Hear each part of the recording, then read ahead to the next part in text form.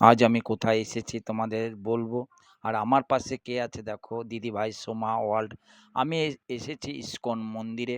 তাই ইসকন মন্দিরে আমি এসেছি, তোমাদের দেখাবো। আমি যে ইসকন মন্দিরটা এসেছি, খুব সুন্দর ইসকন মন্দির এসেছি দিদির সাথে, সোমা ওয়ার্ল্ডের সাথে।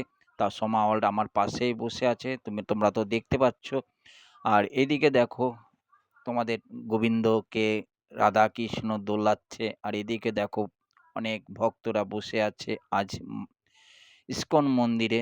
এই ইসকন মন্দিরে প্রত্যেকটা দিন বিকেল হলে হাজার হাজার ভক্তরা এসে হরির নাম শোনে, কীর্তন শোনে। খুবই ভালো লাগে, আমার নিজের কাছেও খুব ভালো লেগেছে। যাই হোক, বেশিক্ষণ আমি ভিডিওটা করব না, আমি বেরিয়ে যাব। চলো, বেরিয়ে গেছি আমি। তা যেতে যেতে আমি তোমাদের সাথে কথা বলছি। আর এদিকে দেখো, ভক্তরাও তো দেখতে পাচ্ছ। আর সোমা ওয়ার্ল্ড তো আমার সঙ্গে যাচ্ছে, উনি থাকবে, আমি বেরিয়ে যাব। কেননা আমার বাড়ি ফিরতে হবে, আমার যত রাত হোক আমাকে বাড়ি ফিরতে হবে। যাই হোক, সবাই ভালো থাকো, সুস্থ থাকো।